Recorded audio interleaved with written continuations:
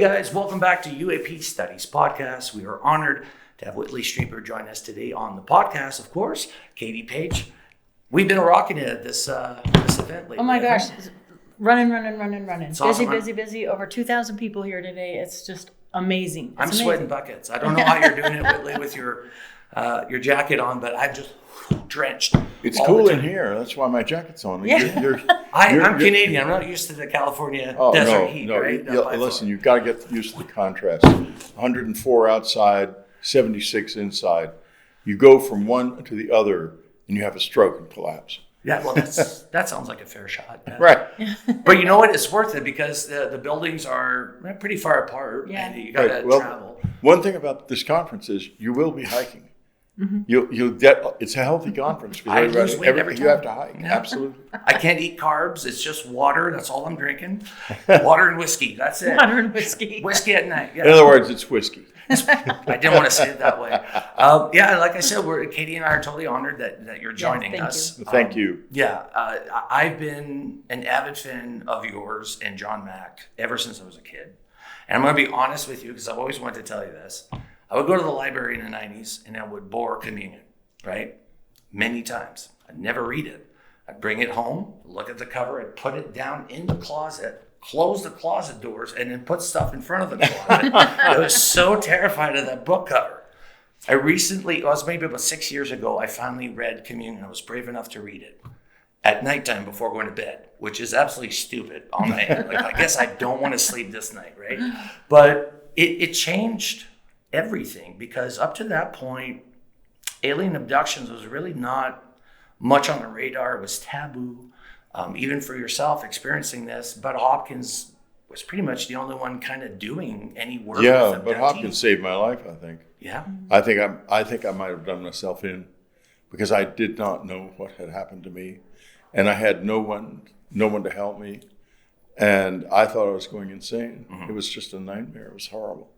Yeah, can you talk a little bit about what experiencers might face, like kind of PTSD symptoms and things like that? Yeah, well, if you have a traumatic experience, and it's not necessarily going to be that way anymore.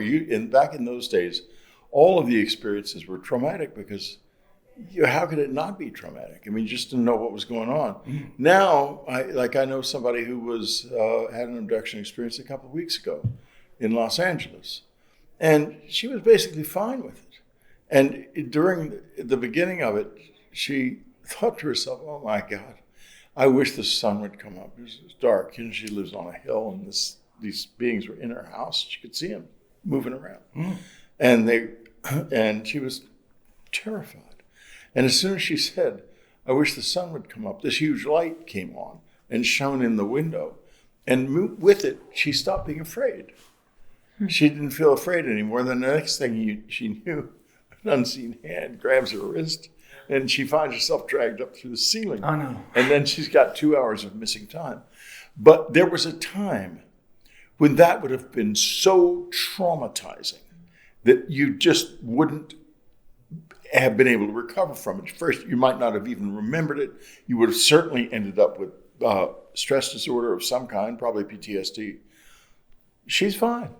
She's absolutely fine. She doesn't know what happened during the missing time experience, and she's cool with it. I said, "What if they come back?" And she said, "Well, if they come back, I would like to just know what's going on instead of being dragged around like that." Yeah. But there's no shock anymore, at least not for her. The initial shock and the big light. I mean, Grays do have a sense of humor. Never forget that. It's a little heavy-handed by her standards, but the giant light when she wished for the sun to come up is a classic example of their sledgehammer wit, but it worked. It did calm her down, and she felt a sense of, they know I'm scared and they're trying to help me. Yeah. They don't intentionally want to, because you read it in the books, like, why are you so afraid of us? And we are afraid of them because biologically they look so different. Yeah. And mentally they have the upper hand. You don't feel that you're an equal amongst their intellect sometimes. And I think we are probably equals in the universe, but I'm not sure where we stand on that. Do you have an idea of, like, are we equals with these entities? I wonder if that's a word that makes sense here. Are lions and tigers equals? You know, I just don't know that word really works. Well said. I think that we're very different. They have different brain structures. They have different ways of seeing the world. They're linked mentally, and we're not. And but the question of equality changes when you make it into a question of rights. Mm-hmm. And I think, yes, they do need to respect our personal space, our social space, our cultural space, and our planetary space. They do need to respect our space. And I think they know that. I think that's why they don't just come out. Yeah. Because that would cause us to completely redefine our whole civilization, our whole life path toward them. And we would cease to be innovating on our own, and we would be looking to them for everything. And that's called cultural colonization. It destroys societies. Right. And they obviously don't want to destroy this, or they wouldn't have already done that. Yeah, so we would be reliant on them. We would become, well, I'll give you an example. This cultural colonization happened all over planet Earth, especially in the 18th century and into the 19th century, when the Europeans went around the world with sailing ships that the other people could not imagine. Some of them couldn't even believe they existed, and cannons and horses and all sorts of extraordinarily good knives and stuff and clocks and things that most people in the planet just knew nothing about.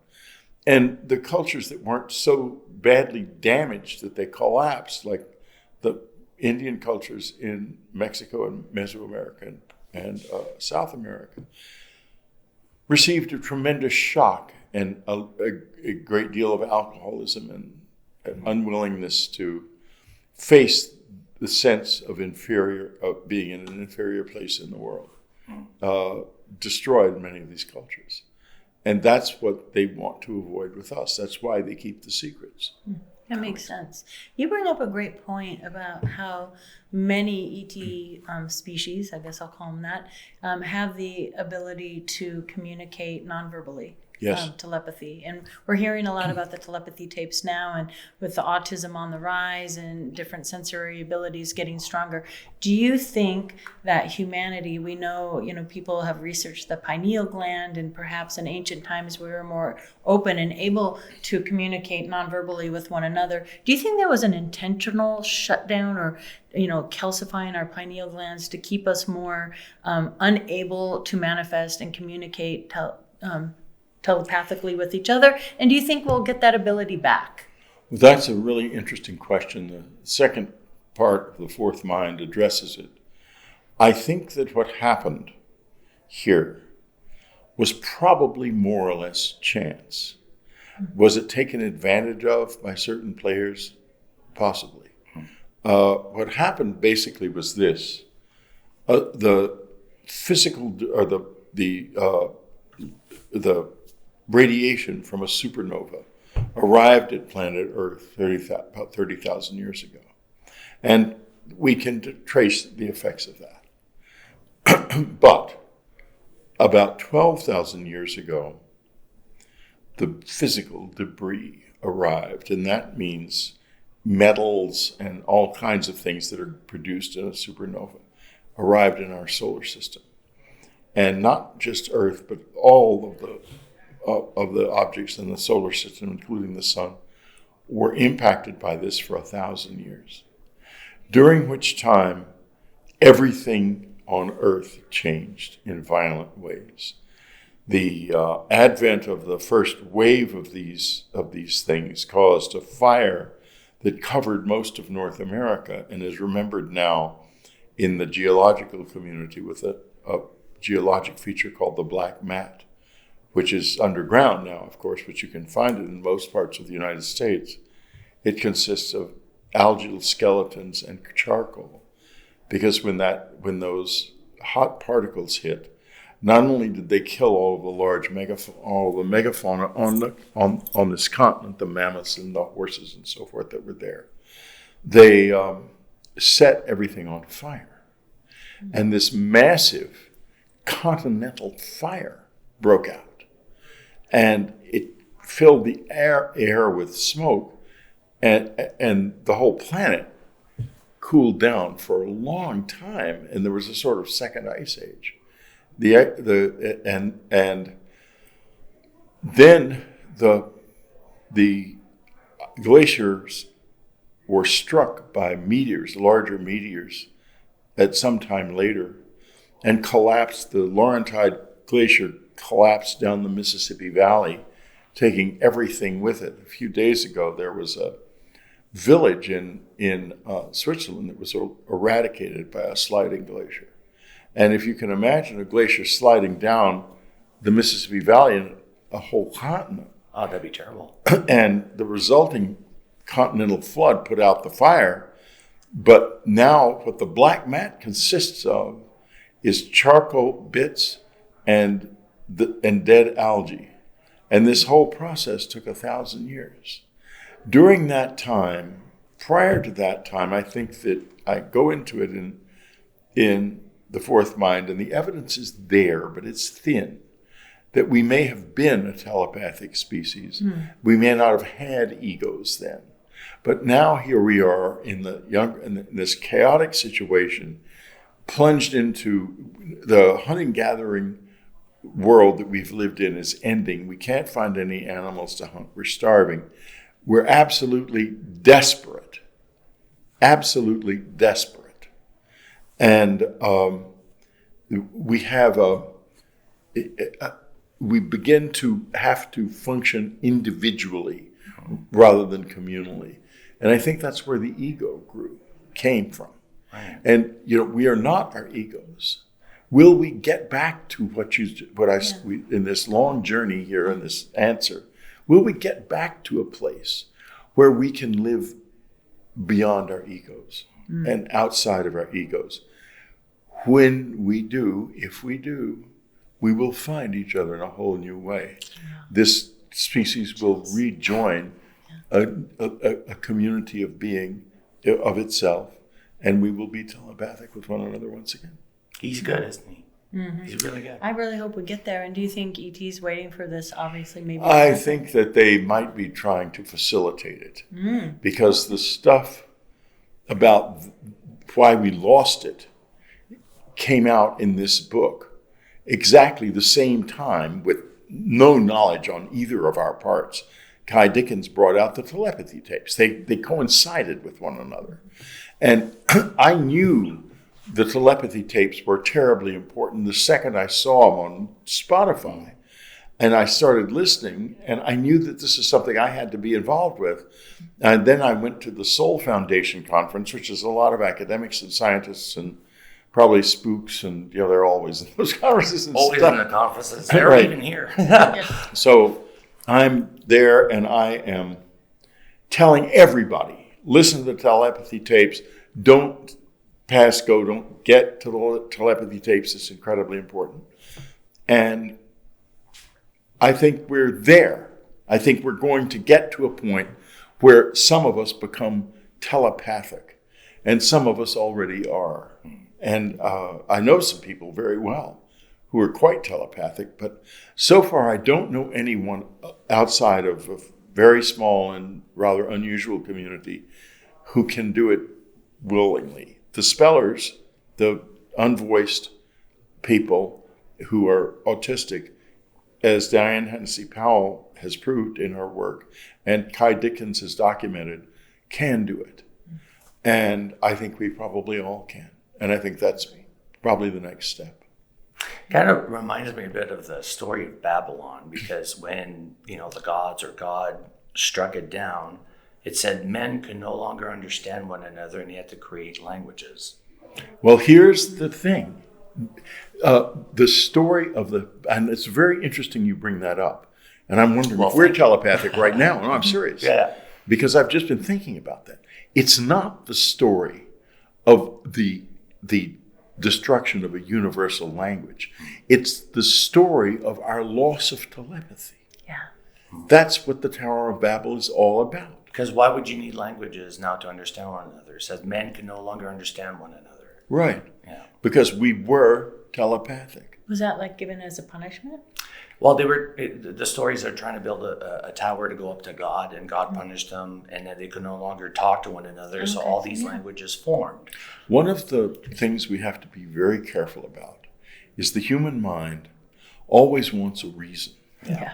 And the one thing, I go into this also in the book, that we are most afraid of facing is the fact that the greatest formative evolutionary power in the universe is random chance. We don't want that. We'd much rather have gods because we can control in some way. The fact is that what happened to this planet that destroyed our telepathy and gave rise to the story of the Tower of Babel was not anger at the gods because we built a tower to heaven. It is simply chance that the supernova debris hit when it did. And the fact that the supernova went off 30,000 years ago is also just a matter of chance. And the fact that the planet has grown up in something known to cosmologists as the local bubble is just a matter of chance. This is a bubble in which there is an exceptionally large number of supernovas. And it's just chance that we're here. Unless on a very large scale, this planet was chosen for us because it was a place of chaos. And it was known that the constant change would make us grow or leave us dead, sink or swim. That's also a possibility. Aren't we always trying to, is it less entropy we're trying to get to it, or is it more entropy? No, negative entropy. Entropy. Neg-entropy, the scientists call it. That is an increase in complications and therefore in richness. And that is also, in my experience, the aim of the greats, to increase negative entropy. They're not in favor of things stopping and slowing down. They want that. And interestingly enough, if you look at the physics of temperature, there is an absolute zero, a final end to cold, to a state of absolute stillness, but no end to increasing temperature. It can go up forever, meaning that ecstasy can go up forever. Negative entropy doesn't need to end. Entropy always has an end. And if you recast good and evil in this context, you see them in an entirely new way. That good is the proliferation of experience. Evil is the narrowing of it. And that's why in the social and cultural context, when I see people becoming dictators and trying to impose ideologies on others, I think I'm looking at evil. Yeah. So Katie and I, we investigate a lot of abductees, as experiencers, and what we found is that there's similarities amongst abductees, and I would love to hear your thoughts on this, but primarily Caucasian, blue eyes, green eyes, usually pale. The other aspect is they're right-brained or leaning towards right-brained. Center-brained. Yeah, no narcissists, psychopaths, sociopaths. Animals are drawn to them. They're mostly artists, musicians, painters. So it seems like their selective process is on the creative side, yourself included, being a writer. But my only problem there is it's a bit of a self-selected sample, because I can assure you it's not just Caucasians. Good to know. Not at all. Plenty of black and brown people in the United States are involved, heavily involved. I know one family who the matriarch of the family recently passed away. 6 living generations of witnesses, a black family, with a 102-year-old great-great-great-grandmother all the way down to the littlest children. Family lineage. Yeah. And they weren't sure about the littlest ones. And I said, well, just wait and see and tell me if anything happens. So I haven't heard from them lately. But if you go into the Black community with love and acceptance, people will talk to you. And the same is true in the Native American community. Loads of people, I think much more of this happens in the Native American community than the Caucasian community. And I think it happens extensively in the Black community, but Black people are oppressed anyway. Somebody who's dealing with racism and de facto hidden racism and stuff doesn't need to come out and say, hey, I got abducted by aliens. That's not going to really help them. So they keep their mouths shut. Yeah. But I'm very partial to people, all people. I'm not interested. Like I discovered, someone told me, Zakia, my friend over here is working with me, was Black. I didn't even know she was Black. Yeah.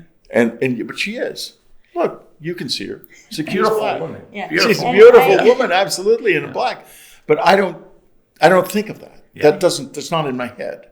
So is it? I'm sorry, Whitley, but is it a cultural thing? Like, because where I'm from, we have a lot of East Indians and people from Asia, but you never hear from them because it's a cultural thing. Yeah. In certain communities, like I know people in England, many people in England are involved in this. You don't hear from them. The same is true in Germany. It's a little bit looser in France and Italy, but not much. It's totally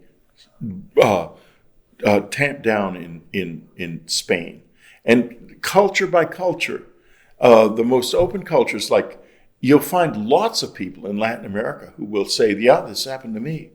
Because it's a much freer, more open culture.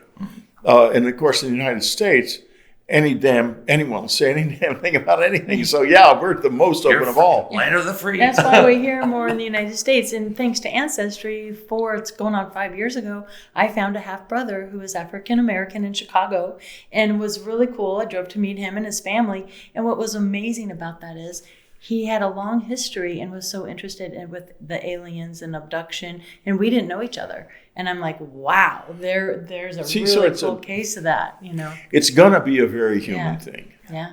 And very much part of all of us. All of us. Yeah. And that's it should be. Right. Because we've all got something to contribute.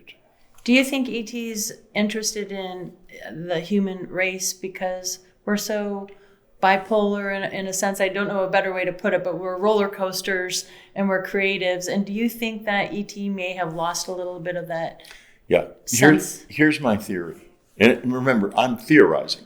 I do not want to be taken as somebody who knows the true skinny. I'm just trying to be very careful in the way I talk and think. But here's what I believe is probably the case. I know they have a kind of group mind. In other words, they are telepathic and they are all together. They have separate personalities, but their mind is basically kind of universal. People say hive mind. That's the wrong word. It's not a hive mind. It's much more complex and subtle than that. Okay. But we are different. Each one of us is a separate universe because we're not unvoiced like they are. We are not telepathic like they are. We speak in the air, and each of us is a completely separate individual, contained individual. I think the way they must perceive this is they see themselves as essentially one person with many different aspects, each aspect being one of the bodies. But they see us as billions of different people, different persons. And I have a feeling that they're kind of awed by this and terribly interested in it. And not only that, the planet is very rich in biology. It's a biologically rich planet. And we are amazingly complex. I think that's their interest here. That's for sure. I'm going to sneeze. So it's more like an oddity.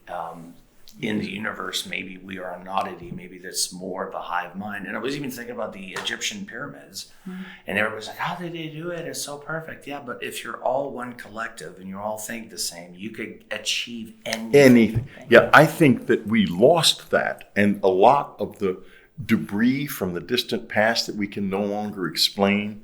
Nan Madol in the Carolinas, 750,000 gigantic basalt blocks all quarried nearby. We know where the quarry is, and moved to this place.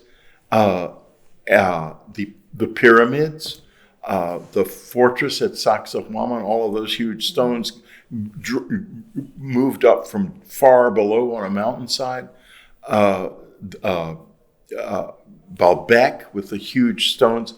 The planet is littered with the debris of a fallen civilization, the nature of which we do not know now, the powers and abilities of which we no longer understand.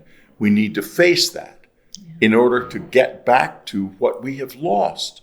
And I think that the advent of the Younger Dryas is what caused that. At one point, the oceans rose 450 feet in a matter of months.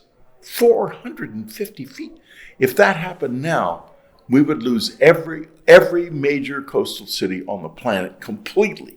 They would be completely inundated, gone. And that happened to them. We have done absolutely almost no underwater archaeology. A friend of mine, a great man in my opinion, Graham Hancock, has done some serious underwater archaeology in the world, but it's almost none other has been done, and no one has gone down as deep as 450 or 500 feet. So we have no idea what's there. None.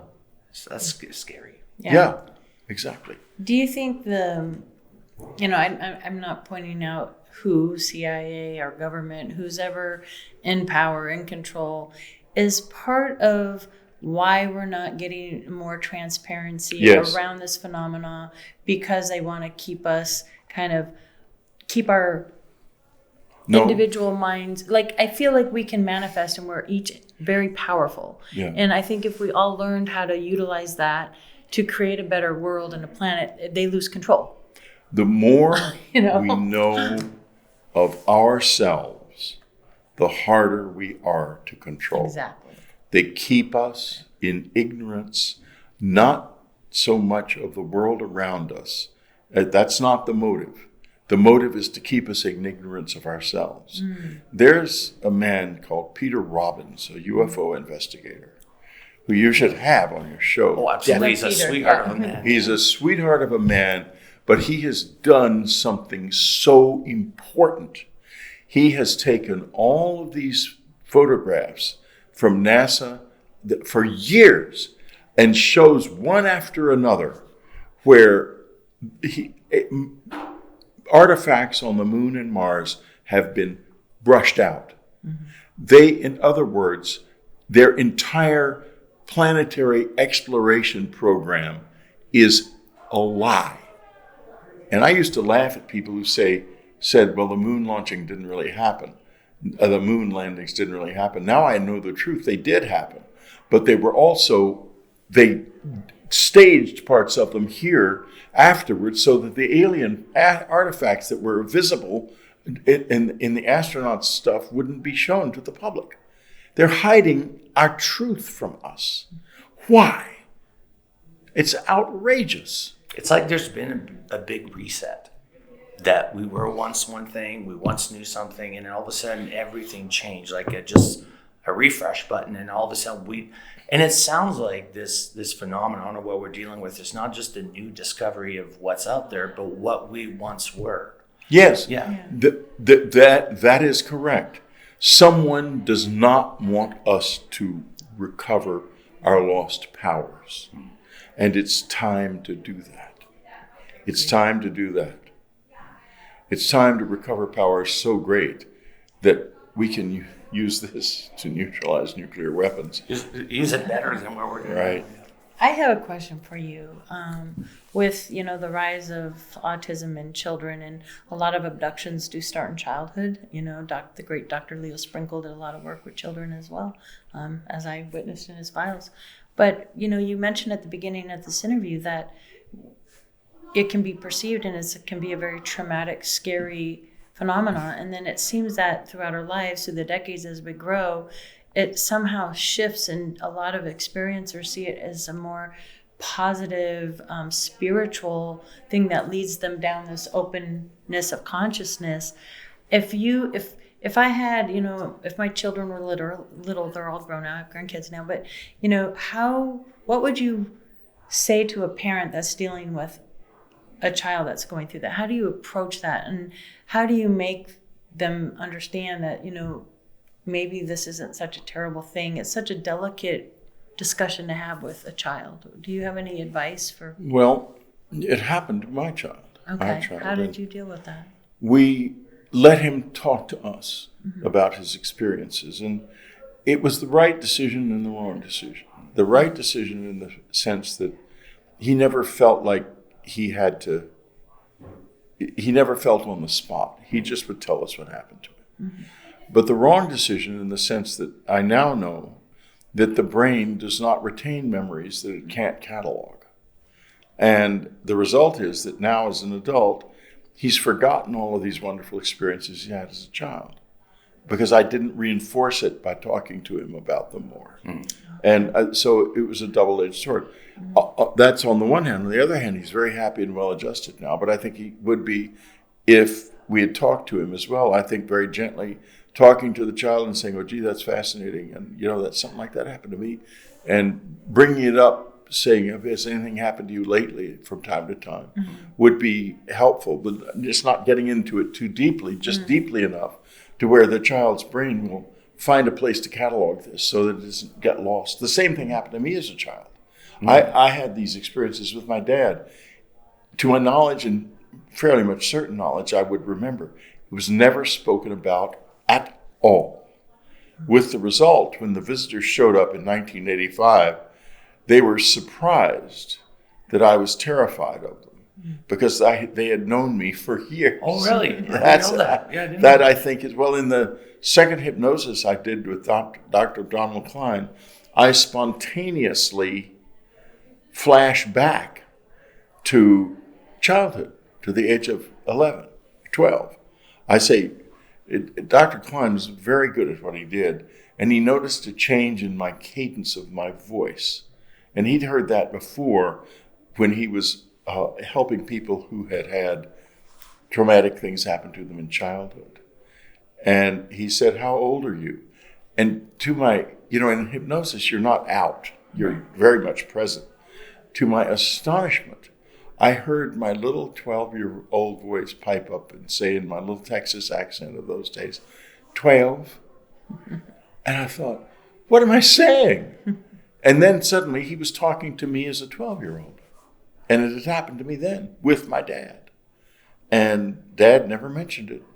But his brother, was heavily involved in the examination of the debris that came from Roswell at Wright Field. Your dad's brother. Yeah, and then he was I didn't know that. he was detailed to the Atomic Energy Commission a few years later and remained there all of his career in Air Force intelligence. And this project was moved to the AEC, so I have to assume my uncle was in it his entire life. So, wow. I can't prove that because I don't know what he did at the AEC. But he and his friend, General Arthur Exon, who later became commanding officer at Wright-Patt, both talked to me about this after I published Communion and gave me a lot of information about the Roswell incident. So it was in my family. I think that if it's in your family, you need to be gentle and open with your children and engage with them in a conversation and not just say, oh, yeah, that's very interesting, and let it go. Otherwise, the same thing will happen to them that happened to me. The visitors will show up later expecting you to welcome them, and you'll go berserk like I did. Yeah. I don't blame you because I really would have good. done the same. Oh yeah, well Yeah. you would have, believe me. So it's from your father's side would be the experiencer side, not your mother's. I think it's probably both sides. Yeah. Because I have an aunt and uncle who have passed away who both privately told me about experiences they had had. And those experiences took place at a country house in Texas owned by my mother's family. And I have a feeling that things have happened at that house for many generations. It's an old house. Yeah, so there would have been repeated patterns. Both families, yeah. Oh, wow. I once saw a UFO over that house one night, and I was up on the sleeping porch, and my mother was right inside. She could have walked out on the sleeping porch through a screen door anytime she wanted to. And I said, Mama, come out and look. There's a flying saucer. She said, I don't want to look. Well, I said, it's a flying saucer right over the house. Come out and look. And she said, well, I think you're joking. You just want to get me up out of bed. And I said, it's a flying saucer. And then it was gone. So, Do you think, because as you grew up, you're becoming an author, you're very creative, do you think that had a huge, being right-brained, because you're able to see things, imagine things, have abstract thoughts, that this allowed you to start retaining these memories that something happened? And because when you were young, you probably didn't have that same level of work and ethics in writing, but do you think that triggered your brain to remember what was happening from 1985? there was no way you could forget the abduction experience. Yeah. But at first, I remembered an owl coming into the house because my mind was absolutely not prepared to deal with the impressions that had come in through my eyes. And then I went through this whole rigmarole of were you attacked, raped? Was it a crime? What was it? What happened? Are you going crazy, have a brain tumor, some kind of schizophrenia or temporal lobe epilepsy? And I went up through all these tests. And finally I found Bud Hopkins. And he said he wanted to hypnotize me. And he was an artist. And I thought to myself, no. I said, no, you're not a hypnotherapist or a psychiatrist. So he proceeds to get me the head psychiatrist virtually in the state of New York, Donald Klein, chief of the New York State Department of Psychiatry and one of the world's leading forensic hypnotists. He did a good job there. I don't think that I would have experienced nearly as much trauma if I had been known about this. So another thing that the government, what business do they have not letting us know this could happen to people? Good point. And they did know. They sent, or a man, I didn't say sent, he came. A man, David W. Webb, who was a prominent space scientist and consulted with every alphabet agency on the planet, in the country, showed up in our life, introduced to us by Stanton Friedman. And he was very sweet and very helpful and introduced me to an allergist who gave me allergy medication that would prevent me from having an allergy attack when the visitors touched me and all kinds of things. Oh, so you had a physical reaction to their touch? Oh, God, yes. Okay. I did. Not everybody does, but I did. And they knew. They knew enough to have an allergist who could help me. And, they'll say, of course, oh, well, we never knew about that. That's why people talk about disclosure. If it happens, the only thing that's probably ever going to happen is that they're going to say, yes, there is evidence that is compelling that someone else is here. And that's all we know. Yeah, and yet we know they've known for decades. And known many things Right. in detail for decades. Yeah, and that brings me to another question. So you mentioned the Greys a lot, and of course, the cover of your book, and I'm anxious to share a photo here in a little bit after this interview. But How many species do you think interact with us? And are they in conflict with one another, like what was reported at Rocky Mountain Ranch in the 70s? Do they have different reasons for being interested in us? And does the government know about this? Obviously, maybe they're keeping tabs on, what we hear about the Greys and the reptilians and the Nordics and, these maybe 7 subspecies. Can you speak to that a little bit? Can only tell you about what I have seen in terms of species. Yeah, I would like that. I have seen the Greys in 3 forms. Ones that are about 5 feet tall, ones that are about 3 feet tall, and others that are dark blue and more squat and look almost frog-like, that are connected with them in some way. I don't know how. But they work together. I've seen that. I have seen 2 of the tall whites and 1 of their children, and I have interacted with 1 of the Nordics. That's what I know. Yeah. I do not know anything about reptilians because I'm not aware of ever having met one. What about Sasquatch? Do you think they're an ET species or work with them? Well, my brother's really interested in Sasquatch. I haven't done much research.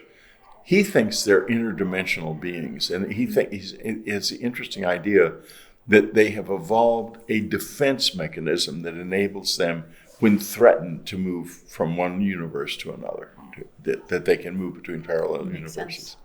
I think that's a really interesting idea because something's wrong with this picture when it comes to Sasquatch. There's no spoor, there's no evidence of their presence, and yet there's nothing and nothing we can really pin down, and yet there are so many witnesses and even a few fairly credible images, and I think that they can disappear whenever they want to by going into the other universe, and they probably go back and forth. And it's right, there's a correlation between UFOs, if they're spotted, and Sasquatch is spotted. It seems like there's a correlation. Yeah. And to tell the truth, Whitley, and Katie knows this, when I first started, I had all my biases. I'm like, no, I'm not even going to look at there's going to be UAPs only. But unfortunately, the data pushes you there, so you have no choice but to go. The data pushes you off a cliff. We've all been pushed off. I don't want to go. And this cliff is a very interesting cliff, because there's no bottom. You just keep going and going and going. And you get plenty of time while falling off this cliff to do what we all need to do, learn to fly. Because that's the only way we're ever going to control this fall. Learn to fly. That's well said. That is well said. You're poetic. He's really good. He's really good. Thank you. With the abduction phenomenon being a little bit more in the news now, or at least more on social media. And when I was attending the Washington, D.C. hearings on November 13th, one of the Congress, I think it was a woman, was asking about the hybridization program of the United States. And of course, I know nothing about that. But we know that something's not right. They're up to something and I think, for us is the violation when we find out exactly what they've done and how bad it is. And I think this is why we don't have disclosures, that there are crimes against humanity behind this. I'm sure of it. Oh, yeah. Yeah.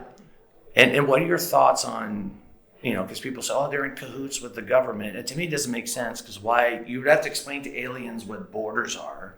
You would have to explain to them where they can or cannot. To me, it just seems ridiculous. What are your thoughts on that whole idea that the government allowed these entities to take people? Yeah, the Eisenhower deal. Yeah. I think there might be something in that, because I've known the Greys well enough to know that they might make that. I've known the Greys well enough to know that they might make a deal like that, but then they would definitely violate the terms of the deal immediately. They wouldn't even stop. They made them sign a contract. And I'm thinking, how do you get an alien to sign their signature? So, we're going to hold you to this. It's what happens is, they say, okay, we'd like to, this is my idea of what might have happened. We're here, we want to understand you. To do that, we're going to need some DNA material and some sexual material, etc. We're going to need to come secretly to some people. We don't want to expose ourselves yet because it'll create too much confusion. We need to find some people that we can engage with in this way. And we have the techniques available to where they will not remember it. Yeah. And the government says, well, how many people? And they say, 50 would be fine. And then a few years later, the government begins to discover they've been inducting people by the thousands of hours. I thought you said 50 million. I'm sorry. 50,000. Yeah, exactly. 50, did we say that? Yeah. We said 50 million, we mean. Can you talk about the Forrestal documents? What happened in the Forrestal documents? I don't know. You don't know? No, that's not my direction of research. Okay. Obviously, he was terribly upset about something. Yeah, right. Yeah.